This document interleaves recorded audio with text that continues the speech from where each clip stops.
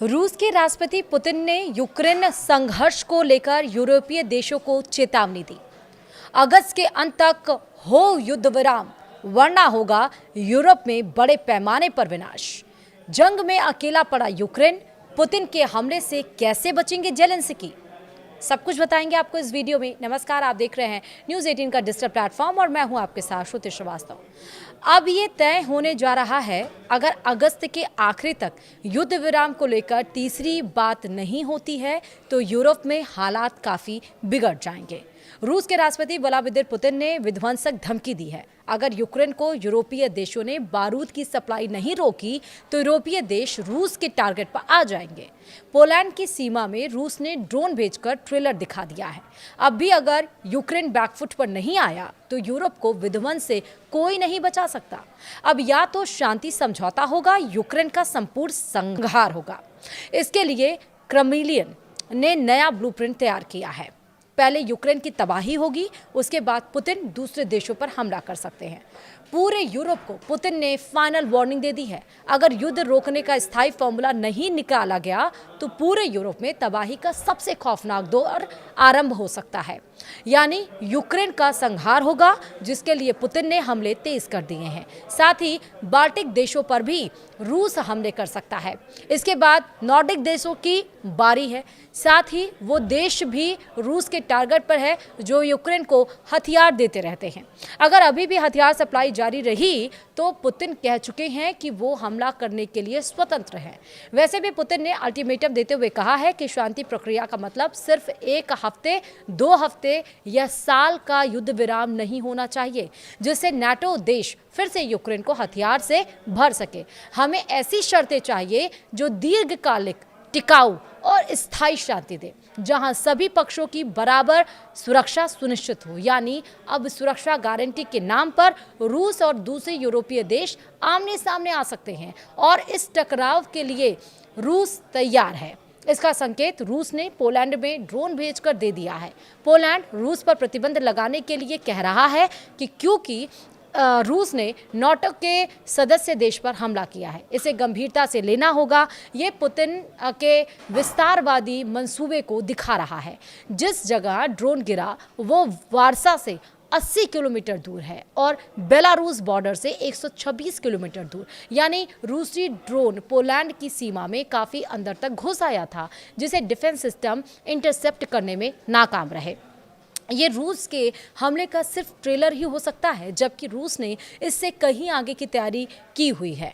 इस बीच नाटो भी समझ चुका है कि यूक्रेन को सुरक्षा की गारंटी मिलना मुश्किल है। इसी वजह से नाटो देशों ने यूक्रेन को ज़्यादा से ज़्यादा और जल्दी से जल्दी सैन्य मदद पहुंचाने की तैयारी शुरू कर दी है, जिससे रूस की भौखलाहट बढ़ेगी और तबाही का सबसे खौफनाक दरवाज़ा यूरोप में खुल सकता है। यूक्रेन को सैन्य मदद अभी भी जारी है, जिससे वो लगातार रूस पर हमले कर रहा है। आपको बता दें कि वो कौन से देश हैं जिन्होंने लगातार यूक्रेन की मदद की। इस लिस्ट में पहले नंबर पर ब्रिटेन है, जिसने अभी तक 71,156 करोड़ की मदद की है। दूसरे नंबर पर जर्मनी है, जिसने 50,816 करोड़ के हथियार यूक्रेन को भेजे हैं। तीसरे नंबर पर फ्रांस आता है, जिसकी तरफ से अब तक 38,624 करोड़ की मदद की गई है। चौथे नंबर पर पोलैंड का नाम है, जिससे 31,512 करोड़ की सैन्य मदद यूक्रेन को मिली है। नीदरलैंड ने भी 20,331 करोड़ की सैन्य मदद यूक्रेन को दी है। वहीं स्वीडन ने अब तक 13,216 करोड़ के हथियार यूक्रेन को भेजे हैं। डेनमार्क भी 10,166 करोड़ की सैन्य मदद कर चुका है। वो तमाम देश थे जिसने अभी तक यूक्रेन की मदद की है। अब हम आपको बताएंगे कि पुतिन के हमले से यूक्रेन कैसे बचेगा। यूक्रेन को लगातार बारूद की सप्लाई और सुरक्षा की गारंटी पर यूरोपीय देशों की प्रतिक्रिया से साफ है कि उन्हें युद्ध विराम तभी मंजूर होगा जब यूक्रेन की सुरक्षा पर फाइनल मुहर लगेगी। जबकि रूस ने यूक्रेन जैसी सुरक्षा की गारंटी खुद के लिए मांग कर मामले में फंसा दिया है। इस बीच चीन के लिए ऐसी ही गारंटी की डिमांड की जा रही है। दरअसल रूस चाहता है कि सुरक्षा गारंटी प्रक्रिया में अमेरिका, फ्रांस, ब्रिटेन और चीन के साथ रूस को भी इसमें शामिल किया जाए। रूस को इसमें वीटो पावर चाहिए जिससे वो किसी फैसले को रोक सके, लेकिन यूक्रेन और यूरोपीय देशों ने इस मांग को खारिज कर दिया है, जबकि ट्रंप की कोशिश है इस महीने के आखिर तक युद्ध विराम हो जाए। अगर नहीं हो पाया तो भीषण युद्ध होगा। पुतिन सर्दियों में युद्ध की तैयारी कर चुके हैं। अब अगर अमेरिका की मदद यूक्रेन को नहीं मिलेगी तो यूक्रेन तबाह हो जाएगा। अगस्त के आखिरी तक अगर युद्ध रोकने को लेकर कोई बात नहीं हुई तो यूरोप में समीकरण बदल सकते हैं।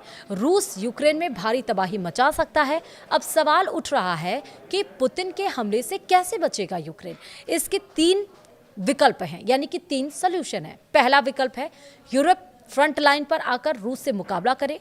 दूसरा विकल्प है जेलेंस्की सरेंडर करे और रूस के जीते इलाके सौंपे, जिससे यूक्रेन का संहार रुक सकता है।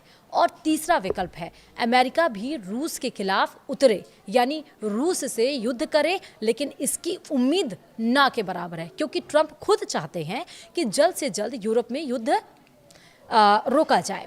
अगर युद्ध विराम से जेलेंस्की पीछे हटते हैं तो अमेरिका यूक्रेन की सैन्य मदद रोक देगा। इसको लेकर यूक्रेन के उपराष्ट्रपति जेडी वेंस ने बयान भी दिया है। यूरोपीय देशों को यूक्रेन का बोझ उठाना होगा।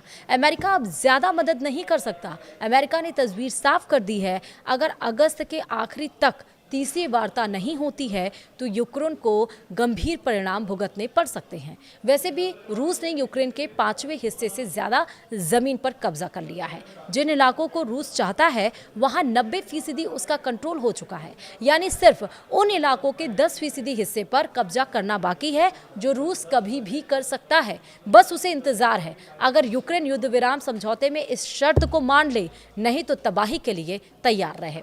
वहीं नाटो देशों को अंदाजा हो गया है कि अब पुतिन रुकने वाले नहीं हैं, इसलिए रोमानिया से लेकर बाल्टिक देशों तक हथियारों की तैनाती की जा रही है।